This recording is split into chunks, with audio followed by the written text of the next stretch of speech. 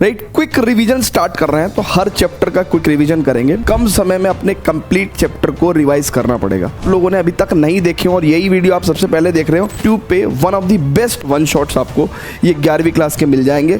सभी important questions के साथ हमने कंप्लीट किए हुए हैं। राइट है।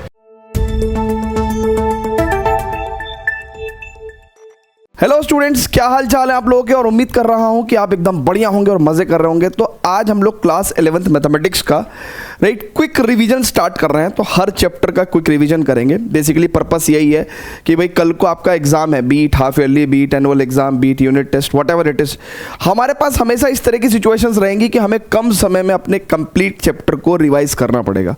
राइट है क्या? तो प्रीवियसली हमने पहले तो 11वीं क्लास के हर एक चैप्टर को डिटेल में जाके, मतलब 25-25, 30-30 क्वेश्चंस हमने एक वन शॉट के अंदर इस्तेमाल करे और जाके पूरे के पूरे सारे चैप्टर्स के हम लोग वन शॉट कंप्लीट करें। अगर आप लोगों ने अभी तक नहीं देखे हो और यही वीडियो आप सबसे पहले देख रहे हो तो आप सिंपल हमारे YouTube चैनल पे जाएंगे। राइट, CBSE क्लास वीडियोस आप YouTube पे सर्च करेंगे। सो जब प्लेलिस्ट में आप आएंगे ना, प्लेलिस्ट में, तो यहाँ पे आपको 11वीं क्लास की एंटायर वन शॉट की प्लेलिस्ट, मतलब मैं ये कह सकता हूँ बच्चों यकीनन कि अपने मुंह से पढ़ाई नहीं करनी चाहिए, बट YouTube पे one of the best one shots आपको ये 11वीं क्लास के मिल जाएंगे, कंप्लीट सभी चैप्टर्स के। ठीक है, आप जब इस प्लेलिस्ट को क्लिक करेंगे तो sets, relation, function, trigonometry, complex number, linear equality, permutation, binomial, sequence, straight line, conic section, 3D geometry, right, उसके बाद limits and derivative, statistics and probability, entire सभी चैप्टर के वन शॉट्स बहुत डिटेल में जाके सभी इंपॉर्टेंट क्वेश्चंस के साथ हमने कंप्लीट किए हुए हैं। राइट है। सो आज इसको स्टार्ट कर रहे हैं तो मेरी कोशिश ये रहेगी 20-30 मिनट्स के अंदर मैं सभी चैप्टर को क्विकली रिवाइज कराऊंगा। ठीक है ना?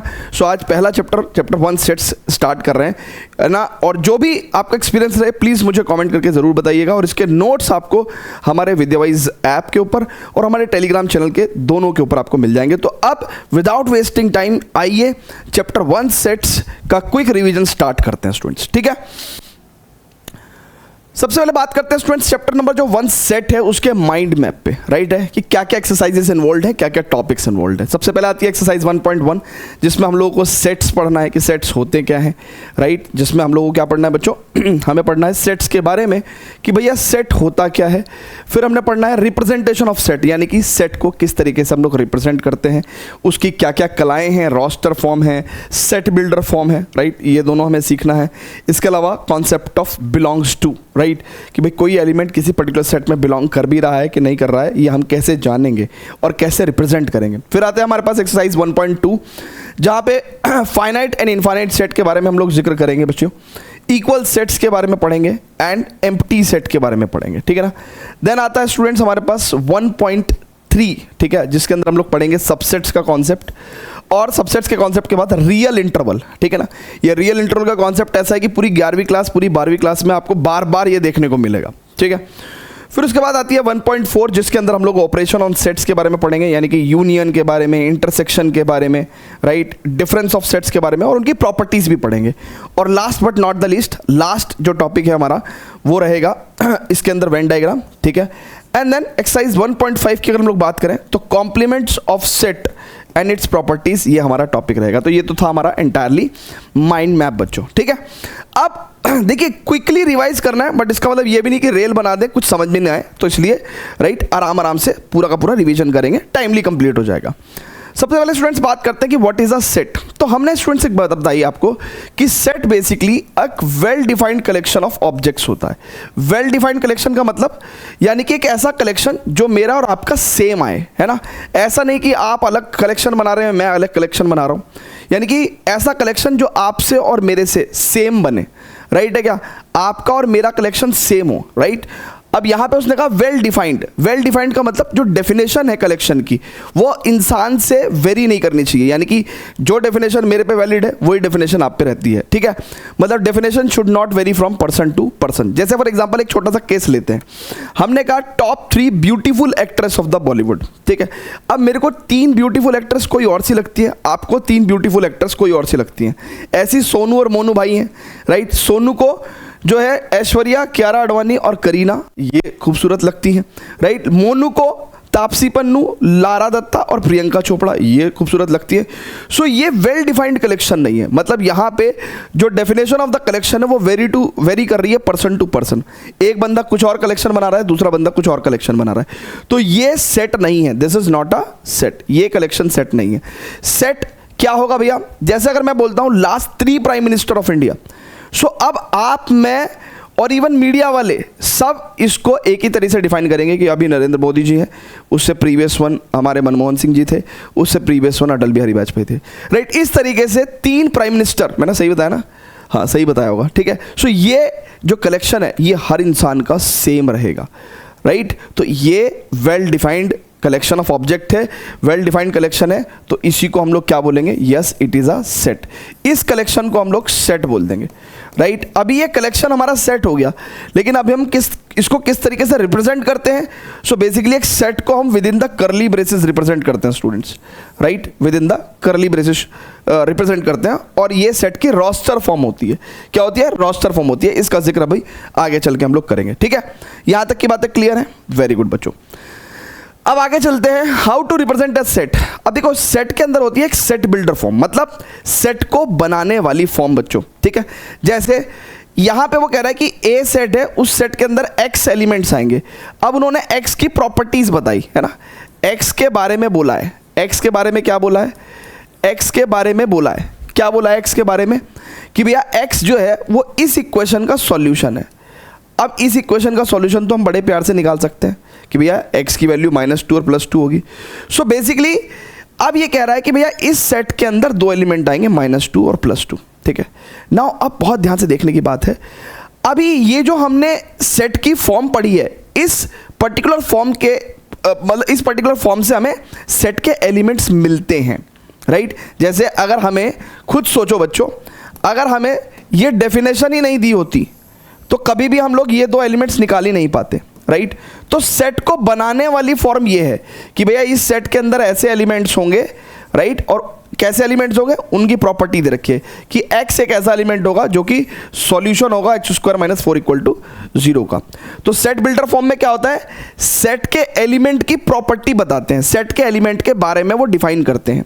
तो हमारे को क्या होता है, उसकी वजह से सेट के एलिमेंट्स मिल जाते हैं।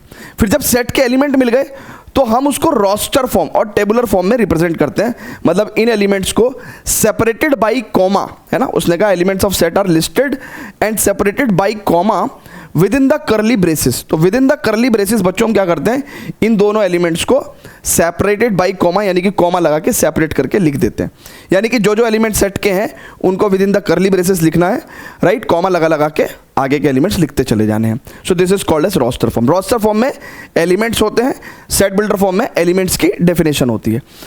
आगे चलते हैं स्टूडेंट्स, वो कह रहा है कि सेट बिल्डर फॉर्म में एक और एग्जांपल ले लेते हैं। तो कह रहा है एक्स एक एलिमेंट है, राइट, और एक्स क्या है, इस स्कूल वर्ड का लेटर है। अब देखिए स्कूल वर्ड के अंदर क्या क्या लेटर्स हैं, अगर आप देखेंगे एस है, सी है, एच है, ओ है, एल है, यही तो लेटर्स हैं, राइट। हाँ, तो हमने क्या करा भैया, ये यहां से उसने क्या करा, इस सेट की डेफिनेशन दी, सेट बिल्डर फॉर्म यानी कि सेट को बनाने वाली फॉर्म, सेट के बारे में बताया कि इस सेट के अंदर कैसे एलिमेंट्स आएंगे, स्कूल वर्ड के लेटर्स आएंगे। तो हमने सारे लेटर्स लिख दिए। लेकिन अब सेट के अंदर जो 2 खास बात है वो क्या बात होती है कि एक तो एलिमेंट्स और सेट आर नॉट रिपीटेड, यानी कि एलिमेंट्स को हम रिपीट करके नहीं लिखते। जैसे यहाँ पे 2 ओ थे ना, तो 1 ओ हम नहीं लिखेंगे, 1 ओ हम नहीं लिखेंगे। फिर वो दूसरी बात कह रहा है कि order of the elements in a set is immaterial, मतलब अगर मैं इस सेट में लेट्स से एच को पहले लिख दूं, राइट, सी को उसके बाद में लिख दूं और एस को 3rd नंबर पे लिख दूं, तो भी ये सेट और ये सेट इक्वल ही रहेगा। मतलब सेट के अंदर जो एलिमेंट्स हैं उनका अगर ऑर्डर आगे पीछे हो जाए तो कोई फर्क नहीं पैदा, है ना, कुछ भी फर्क नहीं पड़ता उससे, ठीक है। क्लियर है क्या, आगे चलेंगे बच्चों, वेरी गुड बच्चों। अब फ्रेंड्स पॉपुलर मैथमेटिकल सेट्स, अब देखिए हमारे पास कुछ पॉपुलर मैथमेटिकल सेट्स हैं बच्चों। जैसे n जो हमारा सेट है, राइट, n जो सेट है उसके बारे में हम बात करें तो इस सेट के अंदर सारे नेचुरल नंबर्स आ जाते हैं, राइट। तो हम इसको ऐसे दिखाएंगे 1 2 3 4, और कभी भी कोई इनफाइनाइट सेट है, क्योंकि नेचुरल नंबर्स तो इनफाइनाइट होंगे ना बच्चों, तो अपन क्या कर देंगे भैया, डॉट डॉट डॉट करके लिख देते हैं, है ना, 3 डॉट, ज़्यादा डॉट्स नहीं, 3 डॉट करके लिख देते हैं। सेट ऑफ इंटीजर्स, अब देखो बच्चों अगर आप इस वर्ड को समझोगे, इंटीजर्स, जेड, जेड से हम क्या शो करते हैं, इंटीजर्स को शो कर रहे हैं, राइट, इंटीजर्स को शो कर रहे हैं, ठीक है, क्लियर है क्या। अब अगर आप बहुत ध्यान से देखोगे, अगर आप बहुत ही ध्यान से देखोगे तो जो जेड है यानी कि सेट ऑफ इंटीजर्स है, ठीक है। इंटीजर्स क्या होते हैं बच्चों, बिना पॉइंट वाले नंबर।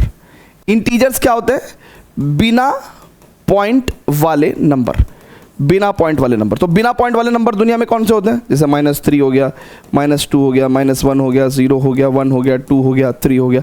इधर भी ये आगे चलता रहेगा तो डॉट डॉट डॉट, और इधर भी आगे चलता रहेगा तो डॉट डॉट डॉट। तो इसको हम लोग जेड, ये सेट क्या है बच्चों, ये हमारा जेड सेट है ना, सेट ऑफ इंटीजर्स, क्लियर है क्या।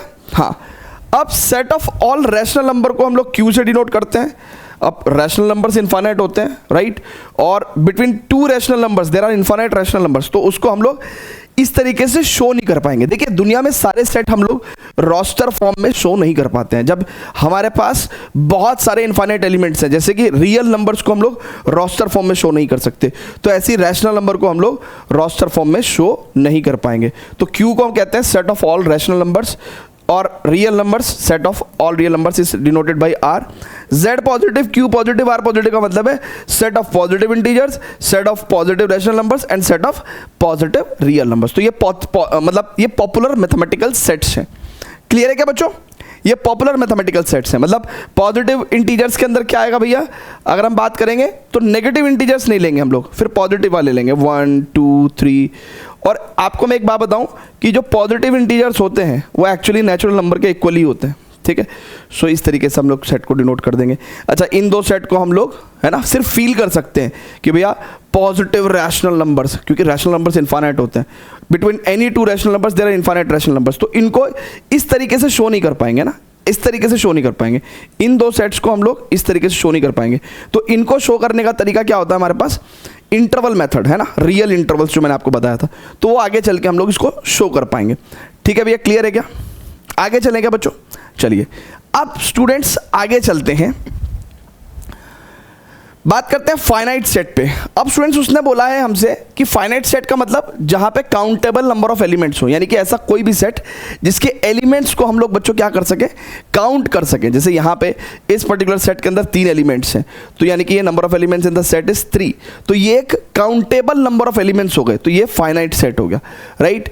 इसके अलावा स्टूडेंट्स होता है इनफाइनाइट सेट। इनफाइनाइट सेट मतलब जहां पे इनफाइनाइट एलिमेंट्स हैं, जैसे set of natural numbers infinite elements हैं, जैसे जिसके अंदर अनकाउंटेबल नंबर ऑफ एलिमेंट्स होते हैं। जैसे अब आप देखो ना, ये 3 डॉट्स के साथ क्या शो करने की कोशिश करी उसने, 1 4 9 डॉट डॉट डॉट।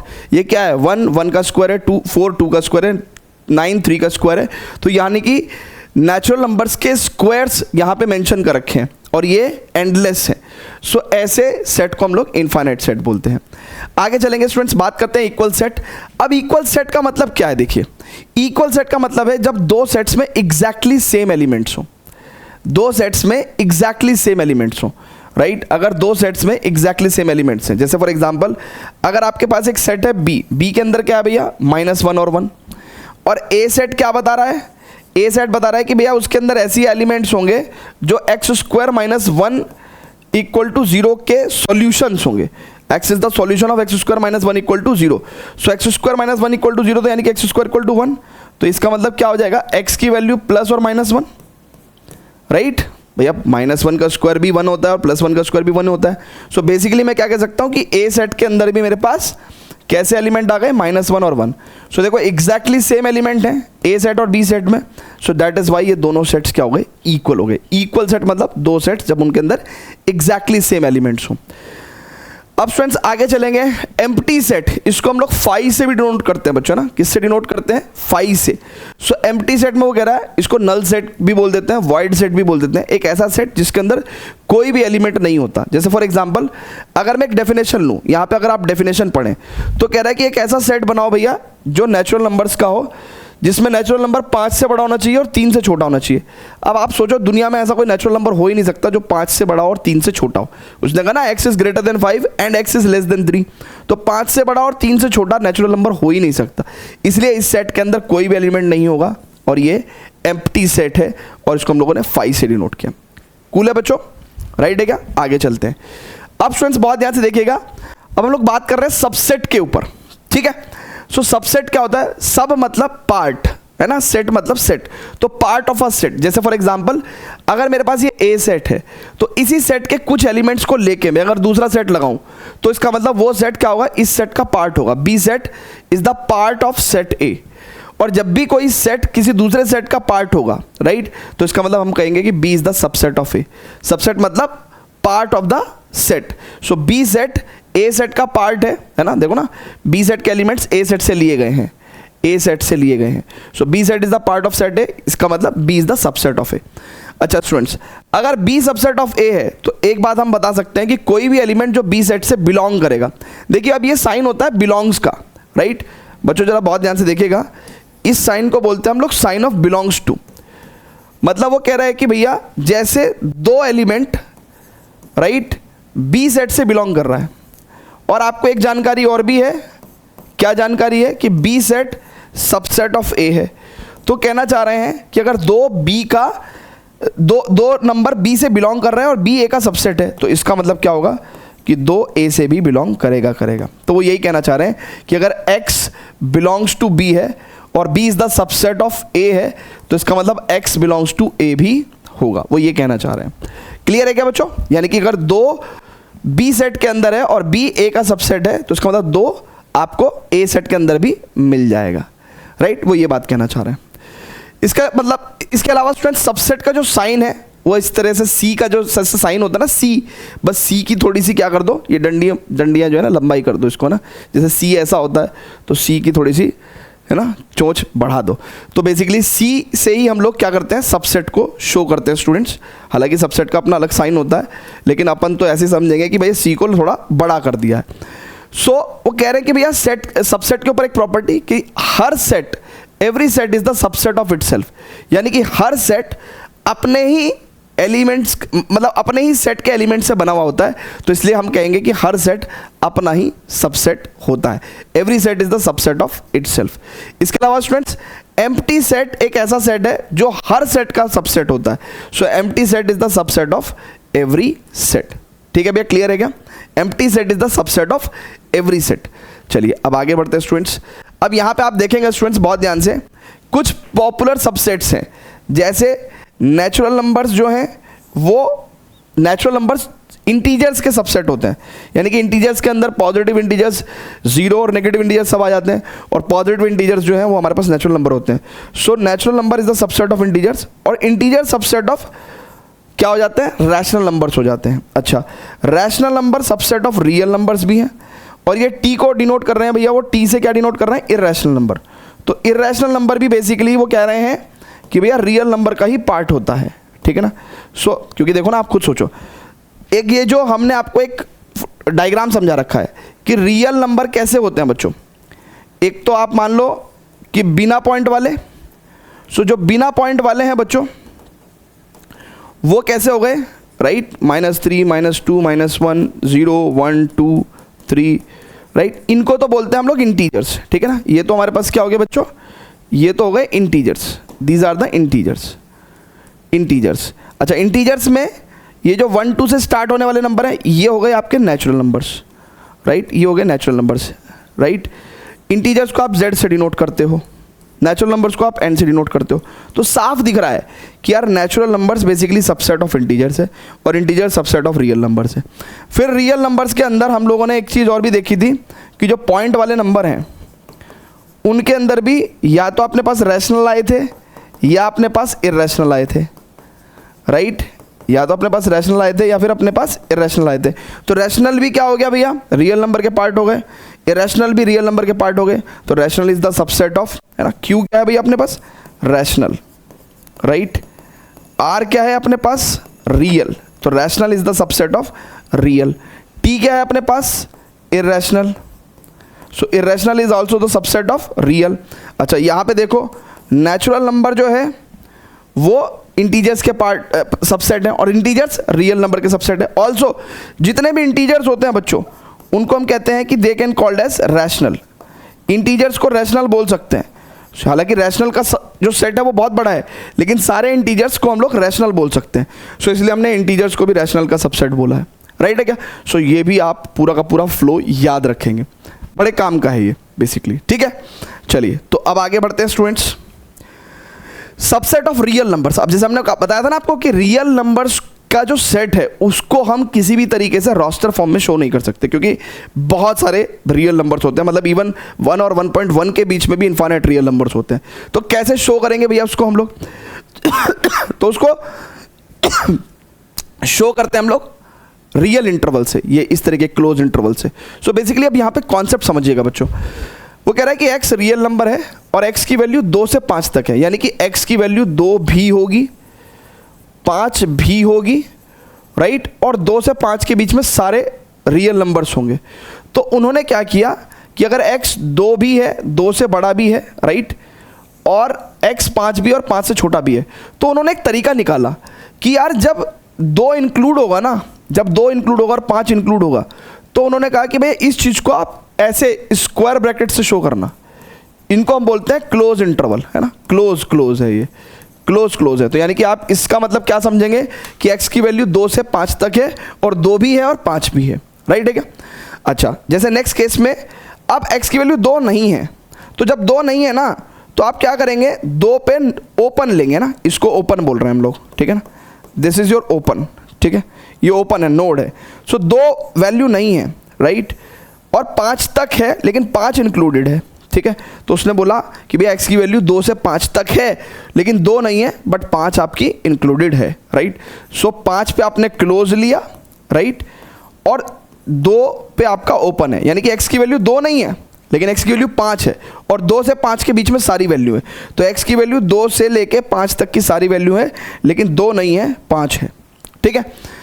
इसके अलावा स्टूडेंट्स यहाँ पे देखेंगे, वो कह रहा है x एक रियल नंबर है, x की value greater than equal to 2 है लेकिन 5 से छोटी है। इसका मतलब क्या हुआ बच्चों कि x की वैल्यू 2 तो है बट 5 नहीं है। तो हम कह रहे हैं कि भैया 2 से 5 तक के रियल नंबर्स की हम लोग बात कर रहे हैं, 2 से 5 तक के रियल नंबर्स की बात कर रहे हैं, लेकिन 2 तो इंक्लूडेड है, 5 इंक्लूडेड नहीं है, राइट। तो 2 से 5 तक के रियल नंबर लेकिन 2 इंक्लूडेड है, 5 नहीं है। तो इसलिए 2 इंक्लूडेड है तो हमने यहाँ पे क्लोज लिया, है ना, ब्रैकेट क्लोज लिया, और यहाँ पे अपना हमने क्या लिया, राउंड ब्रैकेट। उससे क्या मतलब है, ओपन। ओपन का मतलब क्या होता है कि 5 इंक्लूडेड नहीं है लेकिन 2 इंक्लूडेड है, राइट है क्या, ठीक है बच्चों। फिर हमने इसका चौथा केस लिया, इसमें हमने देख रहे हैं कि भैया x रियल नंबर है और x की वैल्यू 2 से 5 के बीच में है, राइट, x की वैल्यू 2 से 5 के बीच में है लेकिन 2 भी नहीं है और 5 भी नहीं है। तो देखो दोनों पे उसने ओपन ले रखा है, ओपन ले रखा है ना, यानी कि 2 भी नहीं है, 5 भी नहीं है। तो x की वैल्यू 2 से 5 तक के सारे रियल नंबर्स लेकिन 2 भी नहीं है और 5 भी नहीं है, इसलिए दोनों जगह अपन ने ओपन इस्तेमाल किया है, ठीक है ना, क्लियर है। अच्छा स्टूडेंट्स, तो यहाँ पे हमने बताया कि जब ओपन होता है ना, तो इसका मतलब a और b एक्सक्लूडेड है। एक्सक्लूडेड मतलब कि इनको इंक्लूड नहीं किया हमने, है ना। सॉल्यूशन के अंदर x की वैल्यू a नहीं हो सकती, एक्सक्लूडेड मतलब a नहीं हो सकती, b नहीं हो सकती। लेकिन जब क्लोज का केस है तो a भी इंक्लूड होगा और b भी इंक्लूडेड होगा, मतलब x की वैल्यू a भी होगी और b भी होगी, ठीक है। अच्छा, इसके अंदर अब एक चीज आती है students, length of the interval, right. क्या आती है, length of the interval. Length of the interval मतलब कोई भी रियल इंटरवल है भैया, वो क्लोज होगा, क्लोज ओपन होगा, ओपन क्लोज होगा, ओपन ओपन होगा, राइट। अब इसमें क्या है स्टूडेंट्स कि भाई बेसिकली हमें लेंथ ऑफ इंटरवल पूछा है तो हम लोग सेकंड यानी कि higher number minus lower number, so b minus a का मॉडलस ले लेंगे हम, ठीक है। तो उससे हमें लेंथ ऑफ इंटरवल हो जाएगी, यानी कि हमें पता चल जाएगा कि ये इंटरवल कितनी लेंथ का है, राइट है क्या। तो इस तरीके से हम लेंथ ऑफ इंटरवल निकाल देते हैं। क्लियर है क्या बच्चों, एक एक चीज़ आपकी प्रॉपरली रिवाइज हो रही है बढ़िया तरीके से, राइट, कुछ भी कमी तो नहीं रह रही है। चलिए बहुत बढ़िया, अब हम लोग आगे बढ़ रहे हैं, आगे फर्दर प्रोसीड कर रहे हैं। ऑपरेशन ऑन सेट की बात करते हैं स्टूडेंट्स। अब ऑपरेशन ऑन सेट्स की बात करें, सबसे पहले यूनियन ऑफ सेट्स। मतलब यूनियन ऑफ सेट के अंदर क्या होता है, बेसिकली अगर ए और बी सेट का यूनियन ले रहे हैं ना, यूनियन को हम यू से शो करते हैं, तो इसका मतलब क्या है, यूनियन का मतलब कि हम ए सेट के भी सारे एलिमेंट्स ले लेंगे, राइट, और बी सेट के भी सारे एलिमेंट्स ले लेंगे, 3 4 5 6, राइट। लेकिन जो कॉमन एलिमेंट्स थे, देखो 3 4 और 3 4 कॉमन एलिमेंट्स हैं दोनों में, उनको एक ही बार लिया हमने, उनको हमने रिपीट करके नहीं लिखा, क्योंकि सेट के अंदर हम लोग एलिमेंट्स रिपीट करके नहीं लिखते। तो यूनियन में क्या कर रहे हैं, यूनियन में जैसे जोड़ हो रहा है, एकता, ठीक है, 2 आदमी मिलकर यूनियन बना रहे हैं, तो उसके अंदर क्या होगा, इस आदमी के भी सारे शेयर्स, उस आदमी के भी सारे शेयर्स, राइट, इस आदमी की सारी प्रॉपर्टी, इस आदमी की सारी प्रॉपर्टी, तो ए के भी सारे एलिमेंट्स, बी के भी सारे एलिमेंट्स, ठीक है, और common elements taken only once, एक ही बार लिए गए हैं। इसके अलावा स्टूडेंट्स इंटरसेक्शन में क्या होता है, इंटरसेक्शन में अगर दो सेट का इंटरसेक्शन ले रहे हैं, इंटरसेक्शन को हम लोग उल्टा यू से शो करते हैं ना, उल्टा यू से। सो इसमें हम क्या करते हैं, कॉमन एलिमेंट्स लेते हैं सिर्फ। मान लो जैसे ए और बी के अंदर कॉमन एलिमेंट्स 3 और 4 थे ना, तो हम उसका है ना सेट बनाएंगे, राइट है क्या। अच्छा स्टूडेंट्स, अब एक चीज होती है difference of set. Difference of set में क्या होता है कि भैया a माइनस बी अगर हम कर रहे हैं तो हम क्या करेंगे, a के अंदर से a, राइट। अब बहुत ध्यान से देखिएगा मैं क्या कहना चाह रहा हूं। बेसिकली आप कह रहे हैं कि a माइनस बी में क्या आएगा, a माइनस बी में ये आएगा मेरे भाई कि a में से b वाले एलिमेंट्स हटा दो, b वाले एलिमेंट्स हटा दो। सो इस बात को ऐसे भी कह सकते हैं कि a में से अगर b वाले एलिमेंट्स हटाने हैं तो जो b वाले एलिमेंट्स हैं वो a के अंदर भी तो होने चाहिए, तभी तो हटा पाओगे। तो कह रहे हैं कि a में से a और b के जो कॉमन एलिमेंट्स हैं उनको हटा दो। तो a और b में कॉमन थे ये, सो a में से ये b वाले एलिमेंट्स कहलाएंगे 3 और 4, इनको हटा दो।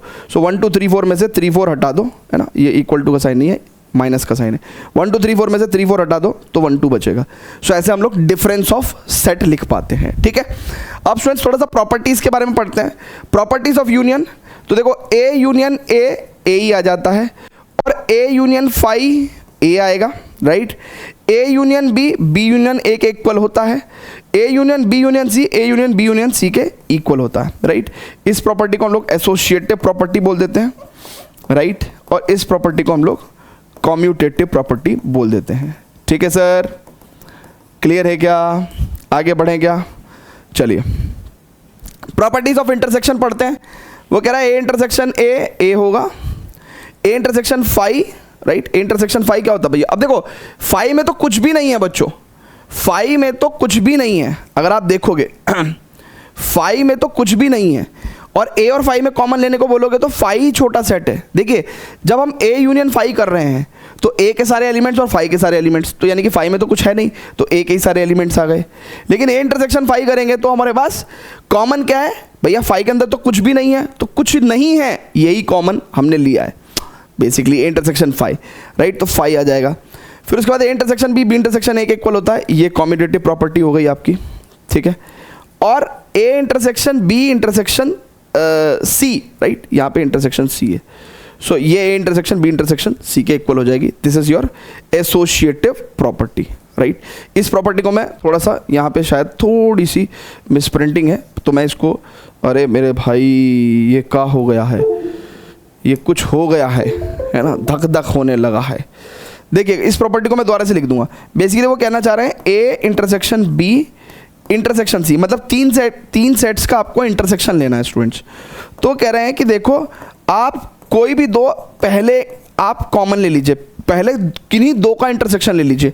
तो आप ए इंटरसेक्शन बी भी ले सकते हैं पहले, और बी इंटरसेक्शन सी भी ले सकते हैं। तो भी जब थर्ड सेट के साथ इंटरसेक्शन लेंगे तो ये इक्वल आएगा, एंड इसी प्रॉपर्टी को हम लोग एसोसिएटिव प्रॉपर्टी बोलते हैं, ठीक है स्टूडेंट्स। उम्मीद कर रहा हूं कि चीज़ें बेहतरीन तरीके से आपको प्रॉपर्ली रिवाइज हो रही होंगी, ठीक है।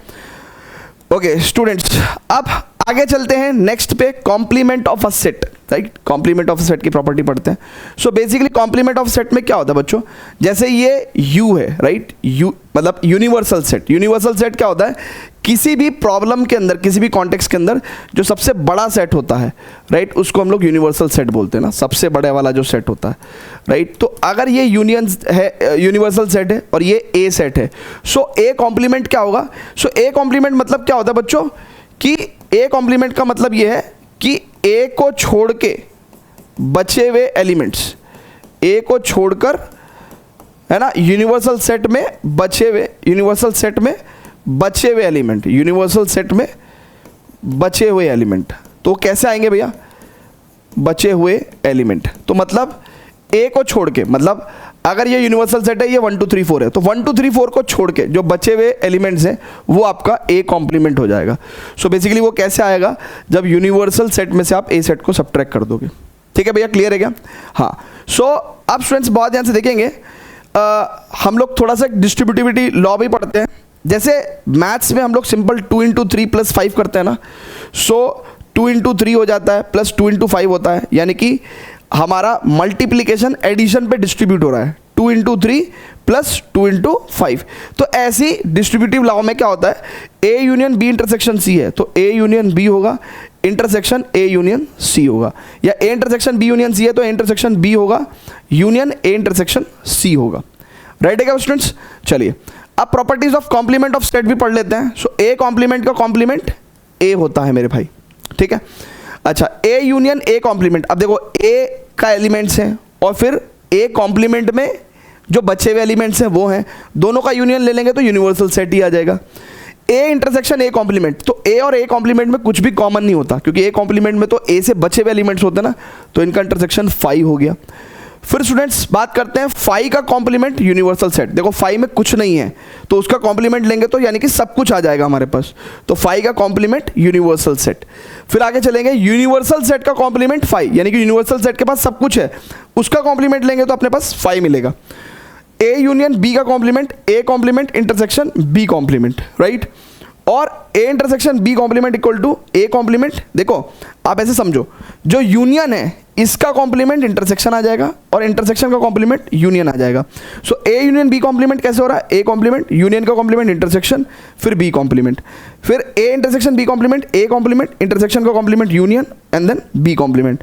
और इन्हीं दो सेट ऑफ लॉज को हम लोग बोलते हैं डी मॉर्गन्स लॉ, राइट। ये डी मॉर्गन्स लॉ हो गया भैया, ठीक है। सो ये काम आता है, राइट, प्रोबेबिलिटी में खासकर सेट थ्योरी के अंदर काम आता है। सो इसको भी आप नोट कर लेंगे। अब ये सेट का हमने कंप्लीट रिवीजन कर लिया है। एक लास्ट टॉपिक बचता है अपने पास, वेन डायग्राम का। सो वेन डायग्राम के अंदर हालांकि बहुत सारे तरह के डायग्राम बन सकते हैं, बट जो मोस्ट इंपॉर्टेंट डायग्राम्स है वो बता रहा हूं आपको मैं। एक तो होता है ए यूनियन बी का। देखिए वेन डायग्राम के अंदर सेट्स को हम लोग सर्कल से, एलिप्स से, इनसे शो करते हैं। यूनिवर्सल सेट को जनरली रेक्टेंगल या स्क्वायर से शो करते हैं। तो ये ए सेट है, ये बी सेट है, तो ए यूनियन बी का मतलब क्या है कि ए का कंप्लीट पोर्शन और बी का भी कंप्लीट पोर्शन। इसी में अगर आप ए इंटरसेक्शन बी को देखना चाहेंगे तो ए और बी का कॉमन पोर्शन, ठीक है ना। तो ये वाला जो बचा वाला पार्ट है ये क्या हो जाएगा? ए माइनस बी, यानी कि आपने ए सेट के अंदर से बी सेट को घटा दिया। So this is A minus B. A minus B को हम लोग ऐसे भी शो कर सकते हैं, ए माइनस ए और बी में जो भी कॉमन है उसको घटा दो, राइट, या फिर A intersection B complement, right है क्या। अच्छा, फिर ये वाला जो पोर्शन बचा है वो b माइनस ए है, तो b माइनस ए को हम ऐसे भी लिख सकते हैं कि भाई b सेट में से a और b का जो कॉमन पोर्शन है वो हटा दो, b minus A intersection b, या फिर b इंटरसेक्शन a कॉम्प्लीमेंट भी लिख सकते हैं। इसके अलावा स्टूडेंट्स कॉम्प्लीमेंट को भी हम लोग अगर वेन डायग्राम में देखें तो देखिए ये a सेट है, तो a कॉम्प्लीमेंट क्या हुआ? बचा वाला जो पोर्शन है। सो ये तीन वेन डायग्राम बहुत ही इंपॉर्टेंट है, राइट है क्या। सो स्टूडेंट्स मैं उम्मीद कर रहा हूं कि ये कंप्लीट सेट्स का जो क्विक रिवीजन है वो आपको पसंद आया होगा। आपने बहुत कम समय में एंटायरली सभी चीज़ों को अच्छे से रिवाइज कर लिया होगा। बाकी प्लीज़ अगर कोई कमी रह गई होगी तो मुझे कमेंट करके ज़रूर बताइएगा। और मैंने पूरा का पूरा सिलेबस बहुत ही डिटेल में जाके सारे चैप्टर के वन शॉट्स आपके लिए अपलोड कर रखे हैं, तो उनको भी रेफर करिएगा। और भी आपको जो भी चाहिए प्लीज़ मुझे कॉमेंट करके बताइएगा। लव यू ऑल बच्चों, see you very soon in the next video. Till then good bye, है ना, बाय बाय।